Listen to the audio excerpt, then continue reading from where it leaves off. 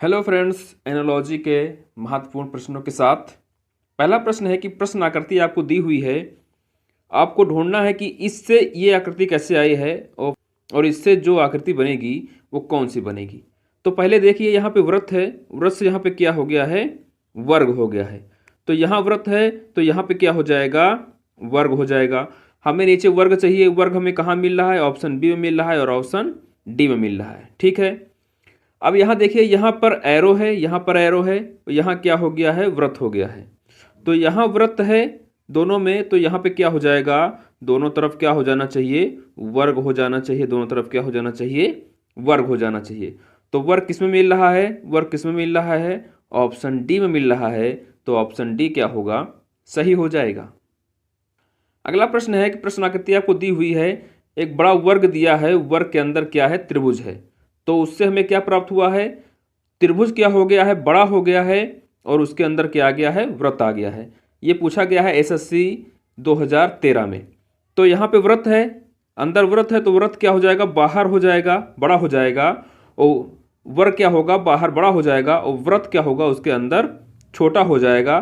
तो कौन सी आकृति बन जाएगी, ऑप्शन डी वाली आकृति सही हो जाएगी। प्रश्न नंबर 3 है, पहली आकृति से दूसरी आकृति कैसे मिली है। तो यहाँ पे देख रहे हैं, पहली आकृति ऊपर चली गई और तीसरी आकृति उसके नीचे आ गई है, और दूसरी आकृति सबसे नीचे आ गई है। तो इसमें भी क्या होगी, आधा वृत्त पहले हो जाएगा, और सबसे नीचे बीच में क्या आ जाएगा, पंचभुज आ जाएगा। बीच में क्या आ जाएगा, पंचभुज आ जाएगा। और सबसे नीचे क्या आ जाएगा, सबसे नीचे क्या आ जाएगा, वर्ग आ जाएगा। तो कौन सी आकृति बनेगी, तो कौन सी आकृति इसमें बनेगी, ऑप्शन सी की आकृति सही होगी।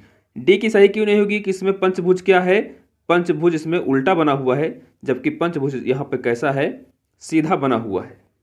प्रश्न है, इस आकृति से ये दूसरी आकृति कैसे बनी है। यहाँ पे देखिए, यहाँ पे 2 फिगर हैं, यहाँ पे कितने फिगर हो गए, 3 फिगर हो गए, यानी एक एक्स्ट्रा बढ़ गया, और यहाँ पर एक लाइन भी बढ़ गई।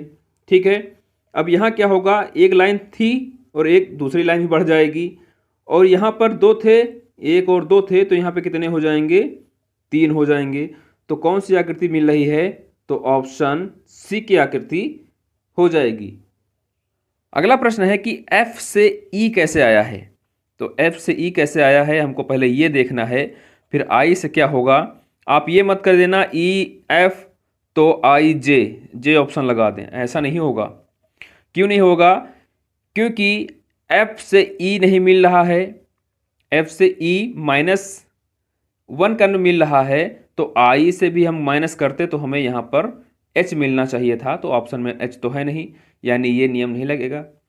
तो यहाँ पे क्या हुआ है, F में यहाँ पे देख रहे हैं 2 लाइनें हैं, F में 2 लाइनें हैं, E में कितनी लाइनें हो गई, 3 लाइनें हो गई, यानी एक लाइन F के नीचे बढ़ गई है। तो इससे क्या प्राप्त हो गया, इससे क्या प्राप्त हो गया, E प्राप्त हो गया।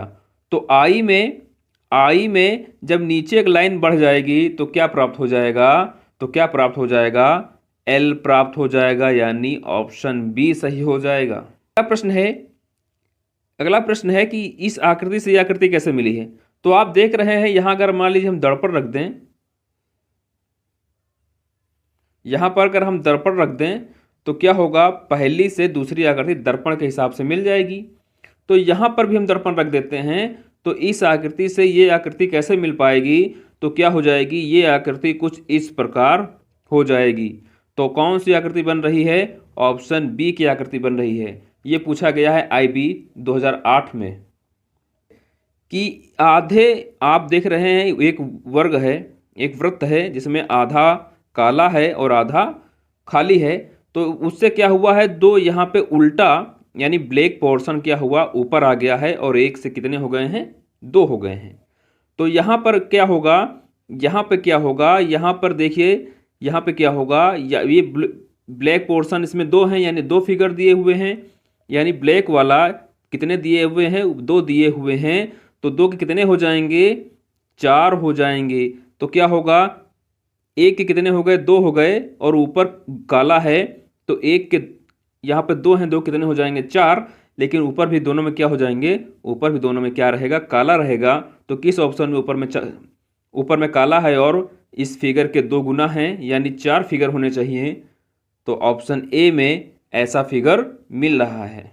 अगला प्रश्न है, वृत्त है, वृत्त में एरो लगा हुआ है और यहाँ पर क्या हो रहा है, वृत्त का एरो उल्टा हो रहा है। तो यहाँ पर वर्ग है, इधर से एरो लगा हुआ है, एक लाइन खींची हुई है।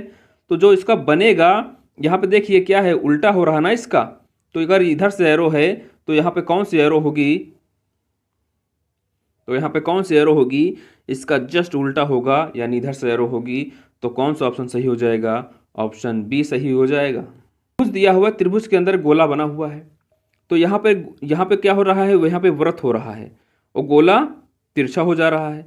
यहाँ पे त्रिभुज की 3 भुजाएं थी, यहाँ पे वर्ग आ गया है, तो इसकी कितनी भुजाएं हो गई, 4 भुजाएं हो गई। ठीक है, तो यहाँ पर क्या होगा, यहाँ पे पंचभुज है, 5 भुजाएं हैं, तो एक भुजा बढ़कर हो जाएगी, कितनी हो जाएगी, षष्ठभुज हो जाएगी। यानी ऐसा फिगर जिसमें 6 भुजाएं हों, ऐसा फिगर जिसमें 6 भुजाएं हों और ये जो अंदर का वृत्त है ये तिरछा होके ऐसा हो जाए।